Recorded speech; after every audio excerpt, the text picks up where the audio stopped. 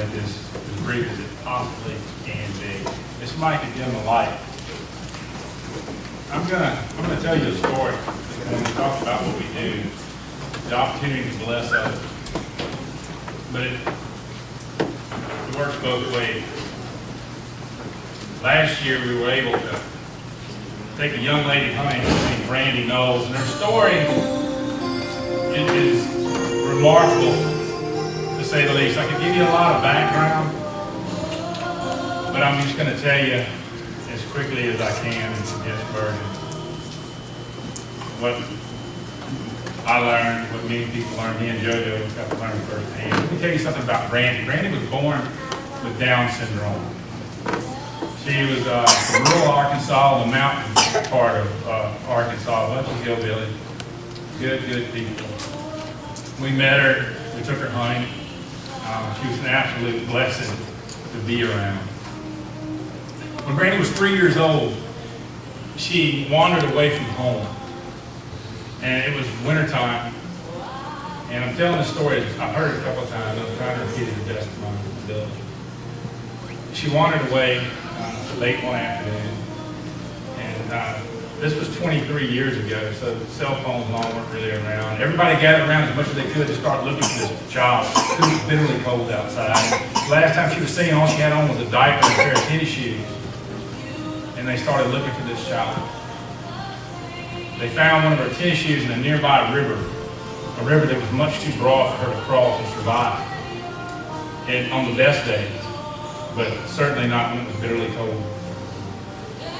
They continued to look all that night, could not find that child. The temperature dropped down into the teens. Everything was frozen. One of the volunteers decided to go look where she should not be, where she shouldn't have been, because there's no way she could cross that river. He looked on the other side of that river.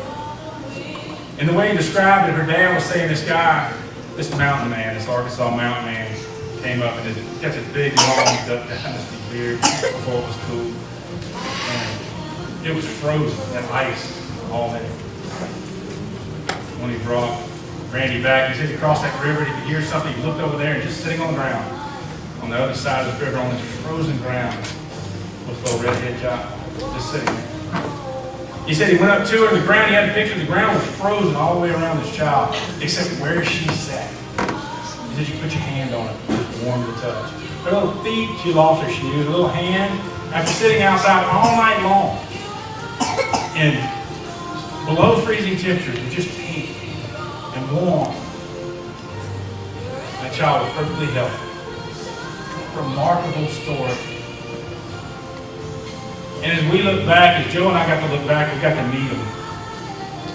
I think God just wanted to give a very remarkable start to a very remarkable life.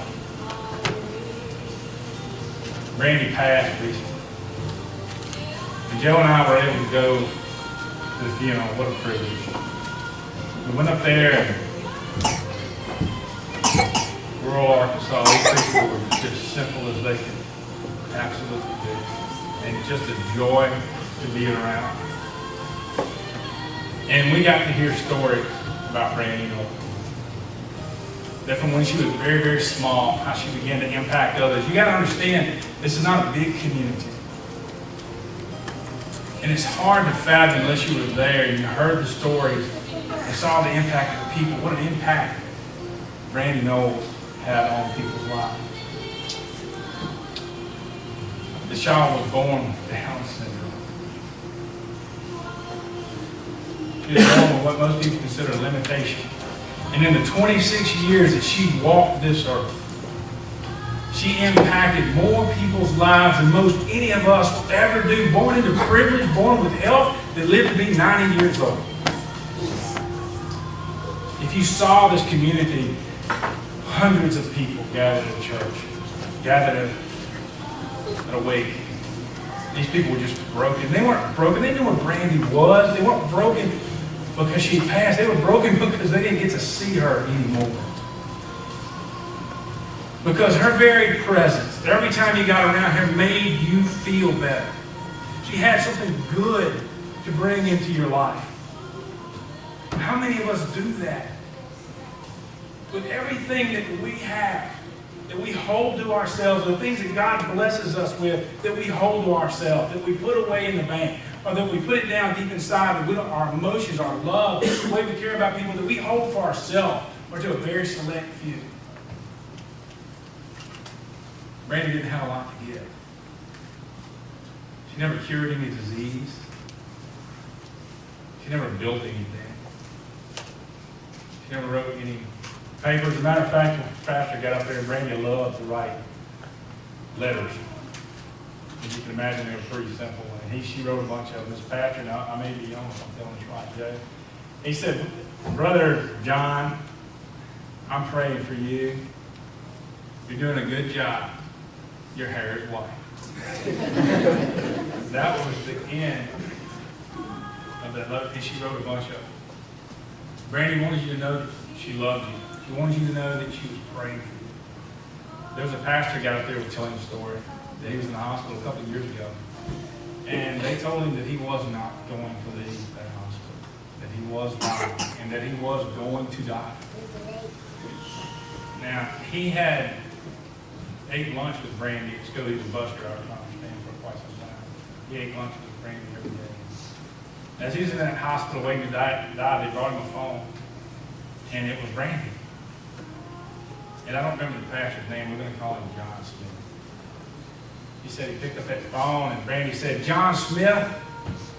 He said, okay, let me tell you something. Brandi called you. When she had something to tell you, she called you by your name. And I can attest to that. We heard her. She called her daddy. He said when she had something to tell him, she said, Randy? And she'd get her phone across. He said, John Smith, I'm praying for you. And you're going to leave that hospital.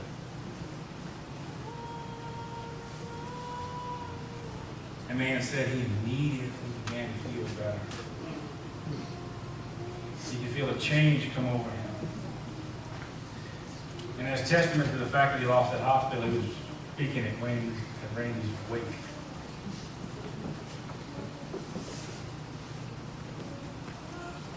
What a blessing. What a lesson. We realize that God has blessed everybody so much. And you look at Randy Knowles and you say, you know what, God, you've blessed me with so much more.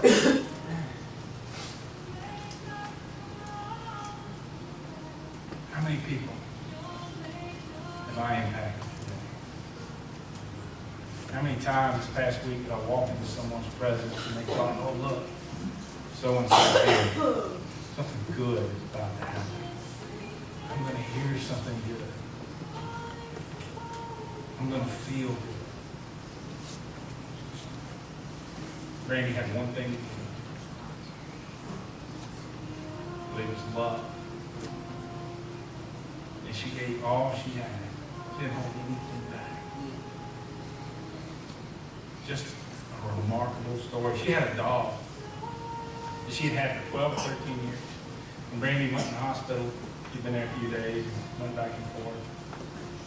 Well, one Friday, the dog acted, didn't want to eat or anything. These are dog people, so they're trying to start taking care of her. Give her some medicine. Well, the dog seemed to pick up a little bit that evening when they left Saturday morning to go back and visit Brandi in the hospital. The dog seemed to be doing better. And when they came home that evening, the dog was just laying there and died. Brandi died the next day.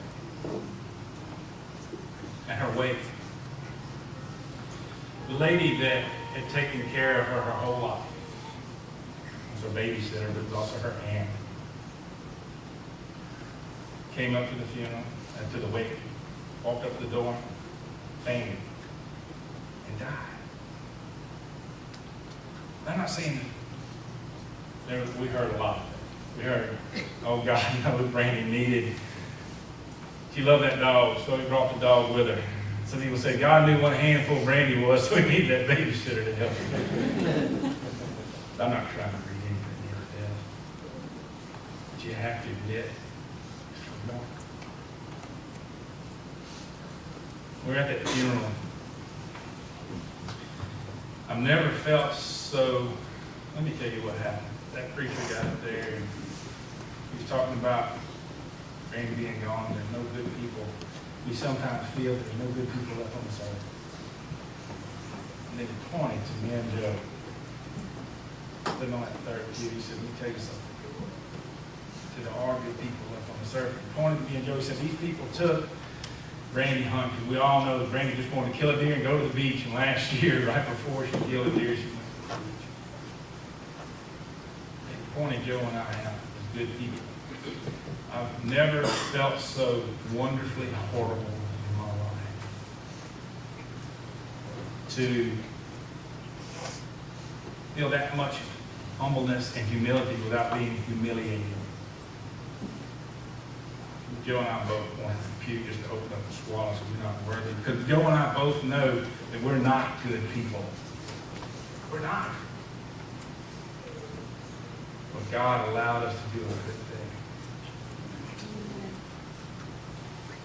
And by allowing us to do that good thing, he taught us a great lesson that Joe and I discussed a whole lot back in Martha's life.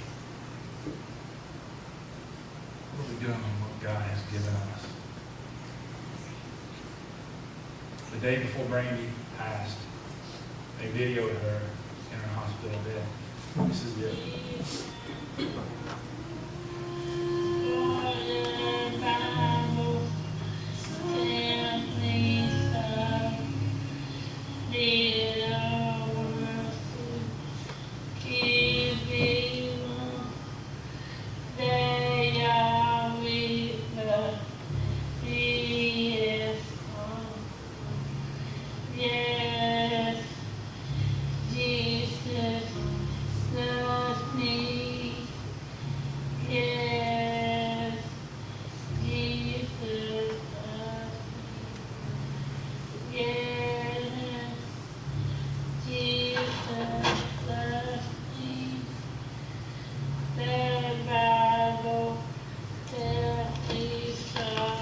How about a big thumbs up?